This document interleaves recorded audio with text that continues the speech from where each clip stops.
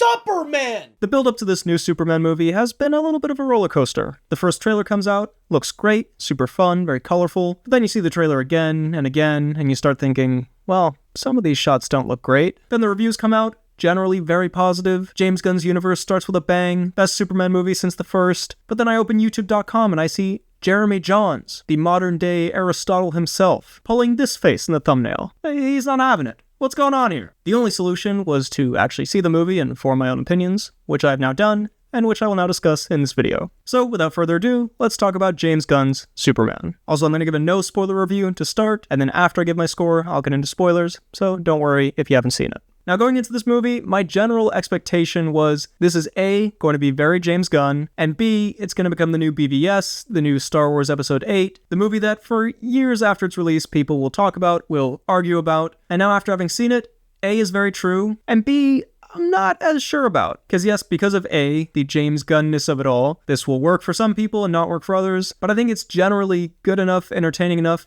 somewhat inoffensive enough that I don't think it's going to become one of those movies. I don't really see people years from now die hard defending this or hating on this to an extreme degree. So amongst these somewhat divided opinions on this film, where do I fall? In general, I think this movie was pretty fun. It's a good superhero movie. It's not a life-changing film, and it has a number of problems, some of them pretty major, but generally I was entertained. I had a fun time. David Corenswet as Superman, some big shoes to fill, despite the variation in the quality of the actual films over the years. I think every actor who's portrayed Superman in a movie has been a great choice for the role, and David Corenswet continues that tradition. He nails that likable Boy Scout charm. He fits into the very James Gunn style of this movie very well. He's a great choice. You can see why they picked him. And same goes for Rachel Brosnahan as Lois Lane. Just a good pick. There's nothing too crazy to say about it. I liked them together. I will say I have some problems with how the film handled their relationship and how it handles some other plot lines and character relationships, but we'll get to that. The standout in this film by far, and I feel like he's kind of stolen the show in the marketing as well, is Nicholas Hoult as Lex Luthor, who I wasn't so sure about when they first cast him. We're coming off the back of Jesse Eisenberg, an unconventional Lex Luthor, and now we're going for another relatively young guy who I don't think of as like a very physical actor. Like when I picture Lex Luthor, I picture 40-year-old, pretty built, little bit seasoned looking bald guy in a suit. And Nicholas Hoult does not really fit into that archetype, but he is fantastic in this film. Honestly, might be my favorite cinematic portrayal of Lex Luthor so far. Gene Hackman is obviously the GOAT, and his portrayal is certainly iconic, but I don't really think of him as the comic book character Lex Luthor. Like, he's a fun, goofy villain for that movie, but I was never scared of him. I never really hated him. He's silly, which is great for that movie. This Lex Luthor is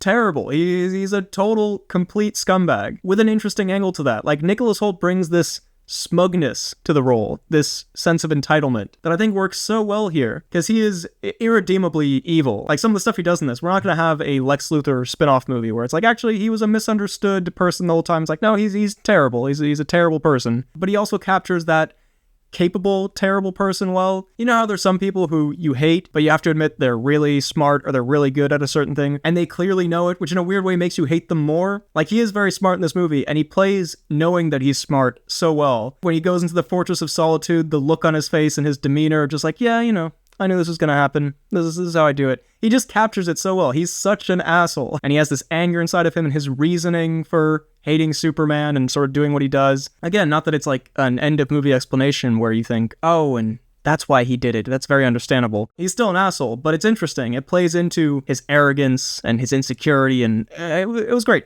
Nicholas Hoult plays him perfectly. Everyone else in this is very solid. I guess I haven't kept up with a lot of this news for a while because I did not know most of the casting choices in this. Like when Isabella Merced shows up as Hawkgirl, I was like, oh shit, she's great in things. That's a good casting choice. And Wendell Pierce shows up as Perry White. I was like, oh, that's a brilliant casting choice. That's really good. So I got some nice surprises while watching this. Eddie Gathegi as Mr. Terrific, solid choice. The guy from Vacation playing Jimmy Olsen, that was fun. The standout amongst the supporting characters is definitely Nathan Fillion as Guy Gardner. Definitely the most James Gunny character in the film. You can sort of predict how his jokes and bits are going to go, but he's fun. He plays it well. It's Nathan Fillion, you know, he's always enjoyable. And speaking of James Gunn, let's talk about the James Gunn-ness of this movie, because that seems to be the biggest talking point coming out of it, especially because it's in such sharp contrast to Zack Snyder. But this movie is very James Gunn, and that has positives and negatives. The main positive is that James Gunn knows how to make a fun, entertaining movie. There were some funny parts to this film, even the parts that didn't make me laugh out loud. A lot of them are just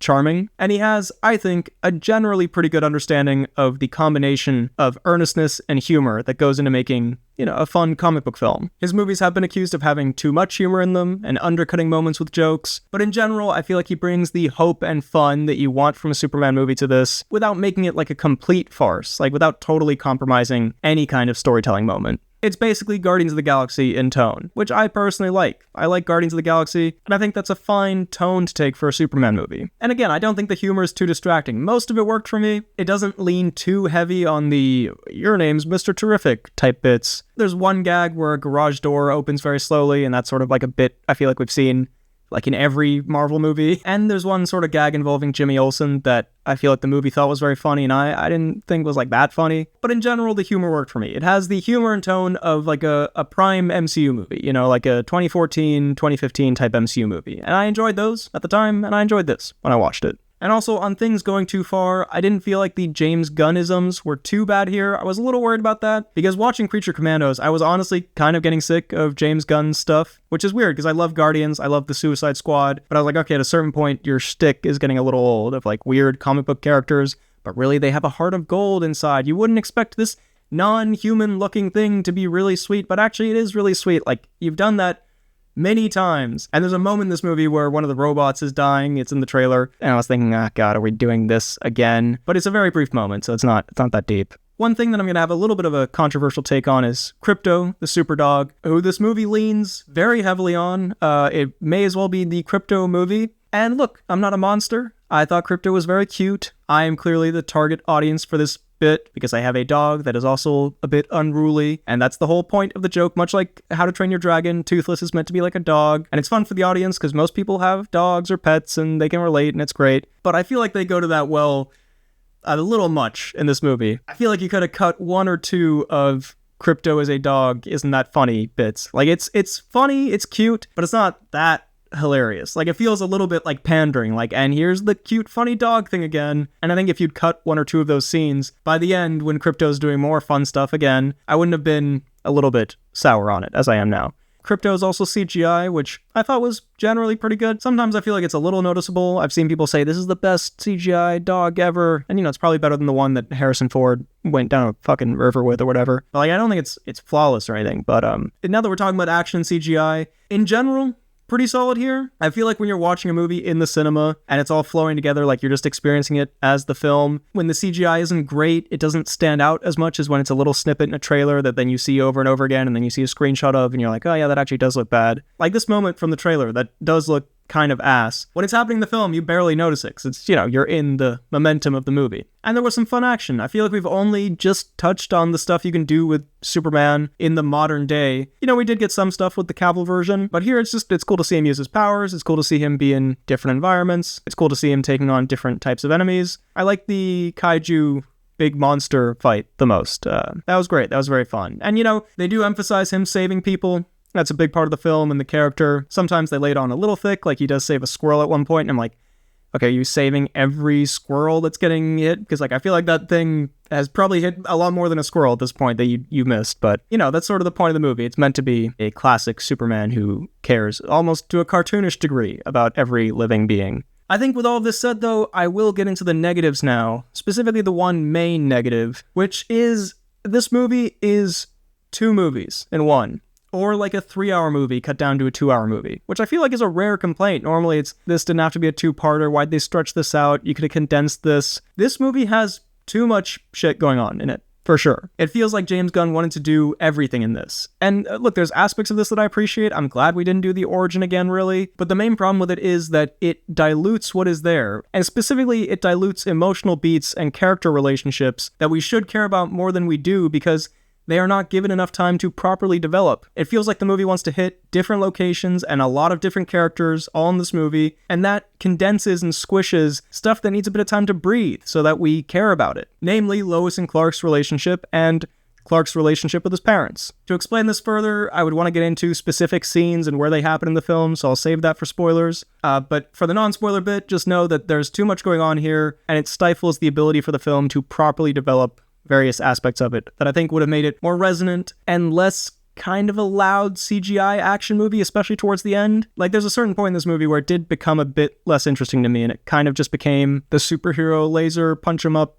type thing. And I feel like we could have taken a bit of time away from that to develop some other stuff more. Anyway, I'll get more into that in a moment in the spoiler section. Overall, my thoughts on Superman 2025. I had fun with it. I enjoyed it quite a bit. I laughed a couple times. I liked the main characters. I loved the villain. I thought he was great. The action's fun. It is a James Gunn crowd-pleasing superhero movie. If you like James Gunn movies or not, that will determine how you feel about this. And besides that, I think it has some pretty major problems in terms of trying to do too much in one movie. All of that said, I'm going to give Superman 3.5 stars out of 5. And now, let's get into the spoilers so I can more properly explain some of my complaints, and also get into some other spoilery stuff like universe setups, cameos, just other stuff that I couldn't talk about before. So you've been warned, spoilers are starting. 3, 2, 1.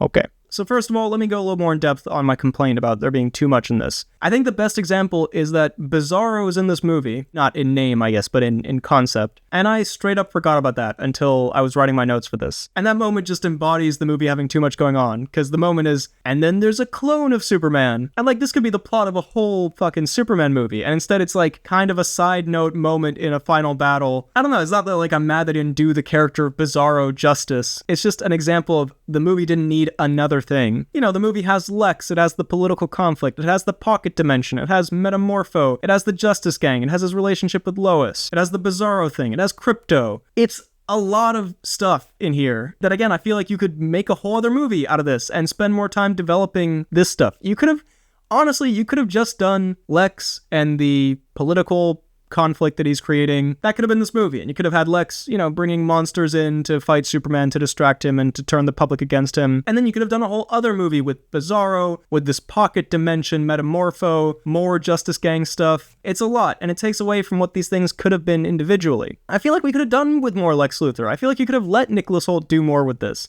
because he's the best part of the movie. It almost feels like the movie isn't confident in one of these given stories. It's like, here's all of them, so you'll be entertained no matter what, because there's so much stuff happening. But then the other problem with there being too much in this movie is it cuts out time for things that needed time to develop. Clark and Lois, they have a nice conversation, then they have a fight, then they make up, like, kind of immediately, and then they don't see each other for the rest of the film, and then they love each other at the end. Like, the fact that they had the argument and then the makeup with so little space between them felt kind of strange. Like, that makeup felt like it was almost like an end-of-movie thing, where they overcome their differences, or they see things from a different perspective. It's like, you guys have been away from each other for like 5 minutes, and so to me at least, it was a little bit hollow. It was more like, this will work because of established ideas in the audience's head about person says I love you and they kiss, that's sweet and romantic. And also knowledge of Lois and Superman, they love each other. The movie itself doesn't really do much to establish it or get you invested in these characters. And that's one aspect where I don't think you should hand wave away, lore that people know. Like getting rid of, Superman came to Earth, he became a superhero, etc., etc. That's fine, we all know that. But Lois and Clark having an intimate human connection, you need to do that properly in this movie. Like, otherwise you can't expect me to really care at the end. It feels a little rushed. Same goes for the Kent's relationship. Like, the second scene Pa Kent has with Clark Kent, he's like tearing up and telling him he's so proud of him, and we have little to no connection to you or this relationship. And that actually did annoy me a little bit at the end, where the final shot, Superman is looking at his real parents because his Krypton parents were terrible. We'll talk about that. And it annoyed me because that is a good ending. Like, that's a clever ending, and it should have worked better, because the movie has this Clark's Krypton parents were bad and his Earth parents were good, and it's not about your parents, it's about who you choose to be, and etc., etc. It has that as like a, subplot.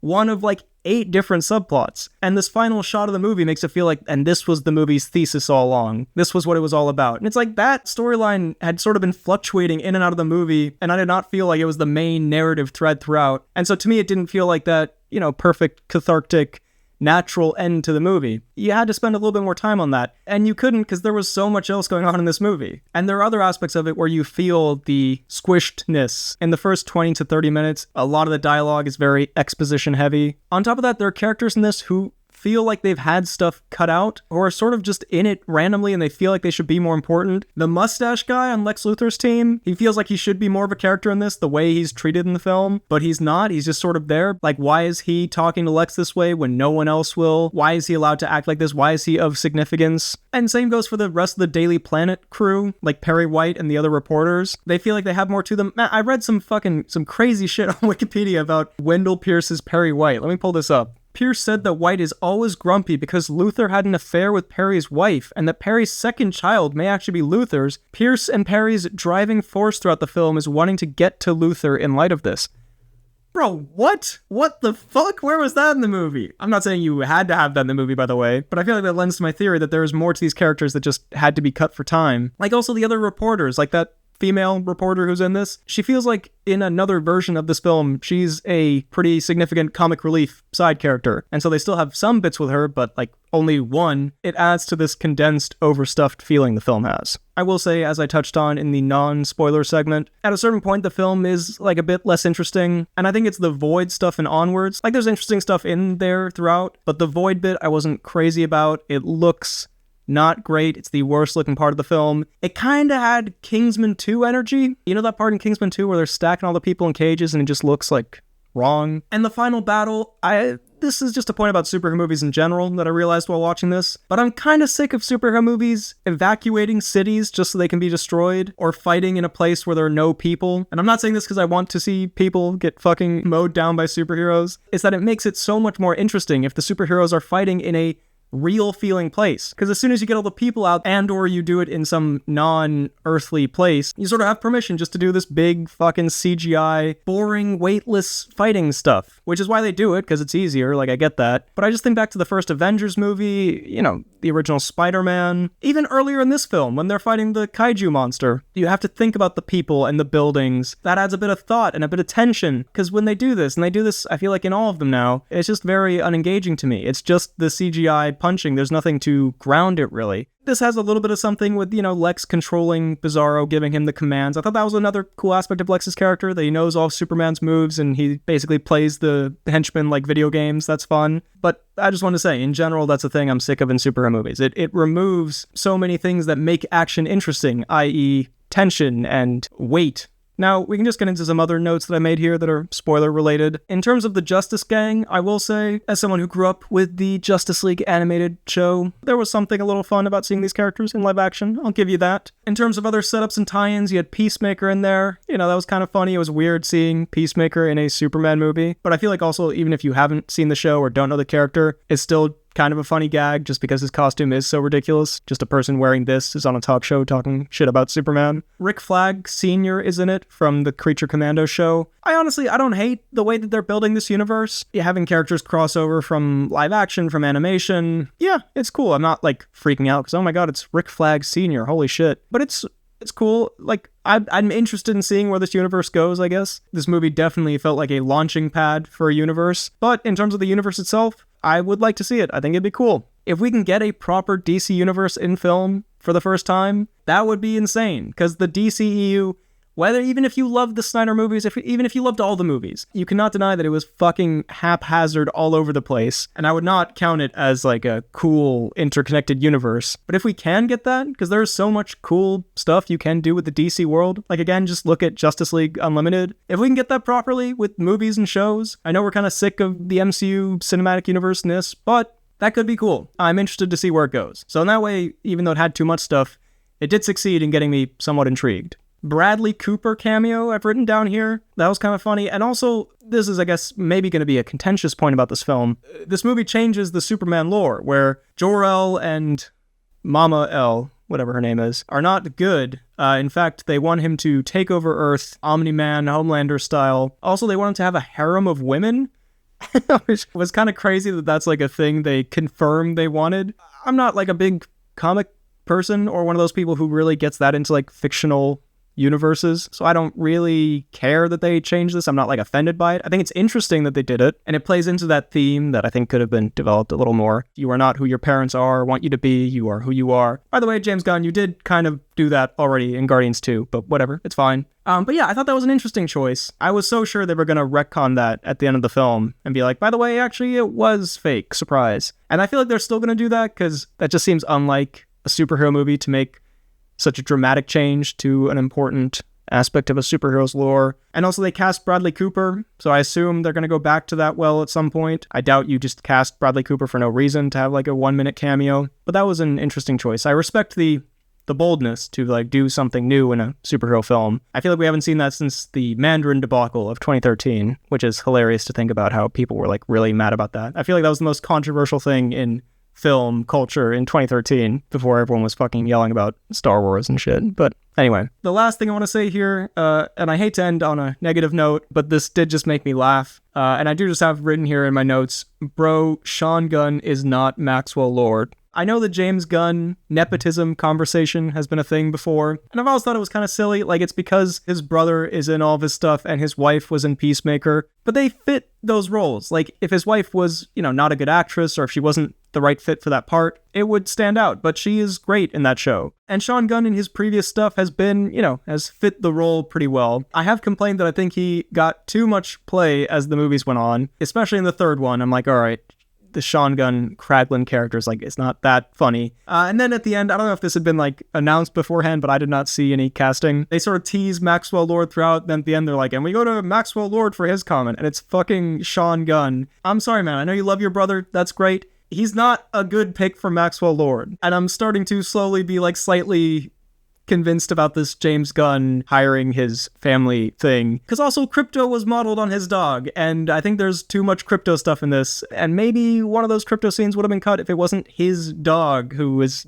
the basis for this character. And yeah, Shaun Gunn, he's a fun little addition in Guardians. He's this goofy, grimy smuggler character. Great. I just think he's a bad choice for Maxwell Lord, and it just stands out because he is his brother, who he casts in all of his movies. And I think this is like a poor casting choice. Like Maxwell Lord, I think of as like a, kind of like how I described Lex Luthor a little bit, businessman / like Marine build type guy. Like, I'm not an expert on Maxwell Lord. I remember I read some comics with him in them like when I was a kid a long time ago, but I feel like I know enough about him to know Shaun Gunn is not a good choice for it. You can cast your family in your movies, and it's great that you love them and all that, that's great. And maybe he'll be the best Maxwell Lord ever, because he's clearly going to be in more stuff going forward, and maybe I will be proven wrong, and I will eat some crow, but just my immediate reaction is, I just thought that was kind of goofy. I'll put it like that.